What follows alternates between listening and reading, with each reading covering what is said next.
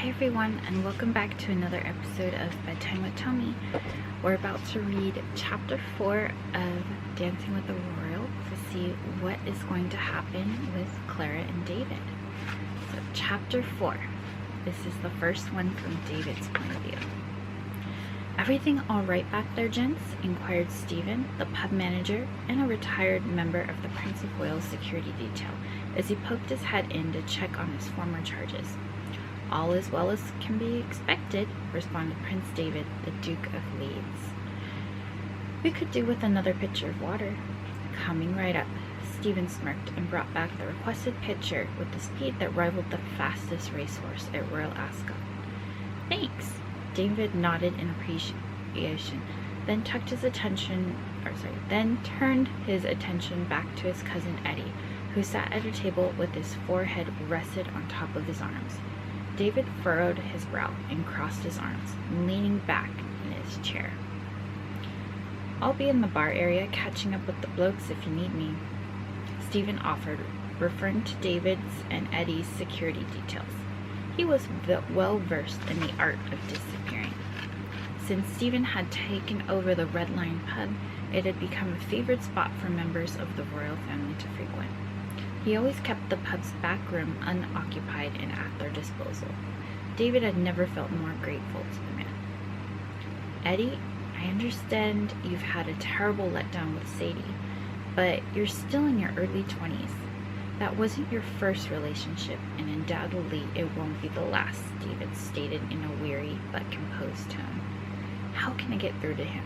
He rose and began to pace the room. Eddie glanced up from the table, his eyes red-rimmed and cheeks flushed. He stumbled to his feet. His chair toppled to the ground. "You're in league with my parents. They're always pushing me to consider how my behavior will appear to the bloody press. I'm the Prince of Wales. I can do whatever I please, whenever I please." "Eddie, you told me you had an emergency. I jumped on the first plane from America to London to be here for you." David pinched the bridge of his nose. "Do you have any idea how much trouble it was to have to coordinate the last-minute flight? I've had to cancel or reschedule all my meetings. I was representing the UK on a state visit to America."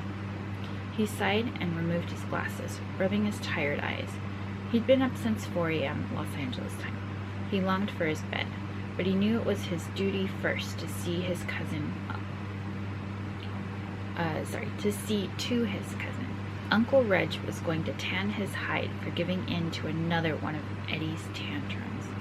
Understanding women can be notoriously difficult. There's a reason I'm still a bachelor. David fought off a yawn, attempting once more to reason with his cousin.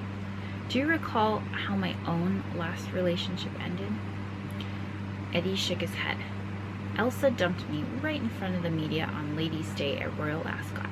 She told me that I lacked any personality and called me a human robot. The media had a field day.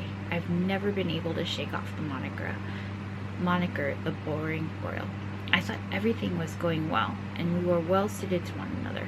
But as it turned out, I completely misunderstood her. How do you think that made me feel?" His cousin shrugged and stared at the ground. David walked over to Eddie and placed a hand on his shoulder. "Answer me this.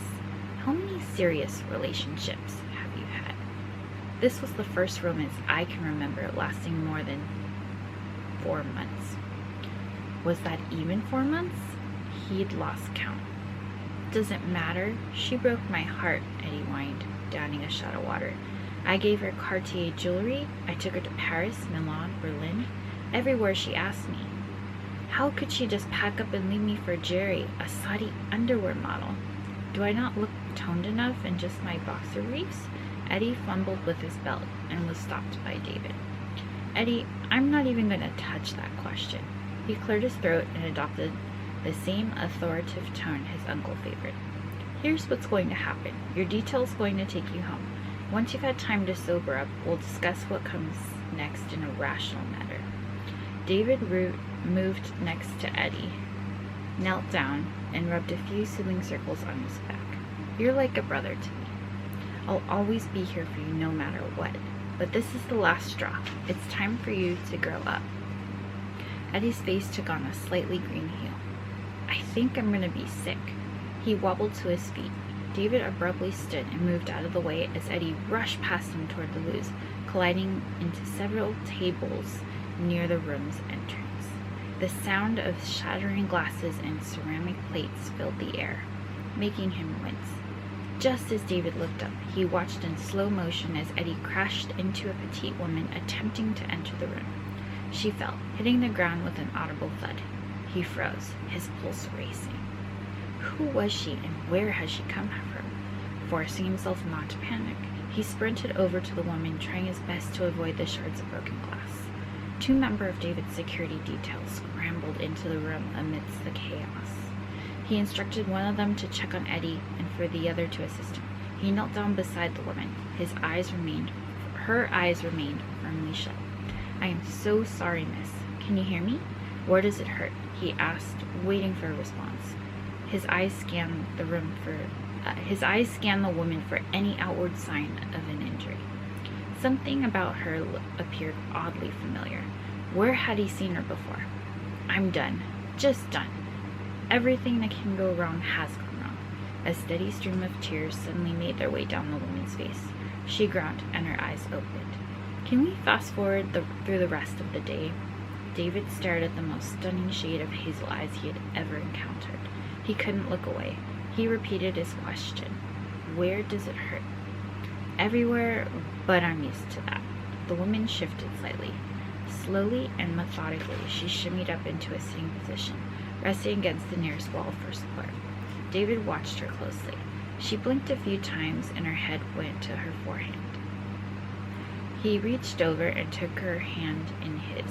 A jolt of electricity shot through his body, causing him to immediately release it.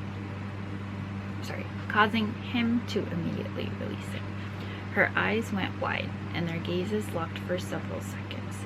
Her chest rose and fell. The gold flecks in her hand and her hazel eyes reminded him of the warm sunshine. Sir, shall I ring for Dr. Evans? The remaining security officer asked. He blinked slowly. Yes, straight away. He reached for a wad of paper napkins on the ground. I need you to stay still for a moment. You, have a small cut on your forehead, he said, brushing back a few stray hairs and gently patting the cut. It looks like it might be just a surface scrape. He was going to have a very serious conversation with Eddie after this. Thank you so much for joining me for another installment tonight. I'm sorry I've been stumbling over some of my words. It happens when I'm tired. If you enjoyed this video, please don't forget to like and subscribe for more. And if you'd like to pick up your own copy of Dancing with a Royal, it is available as an ebook on Amazon and paper and hardback wherever books are sold. I'll see you next time. Bye.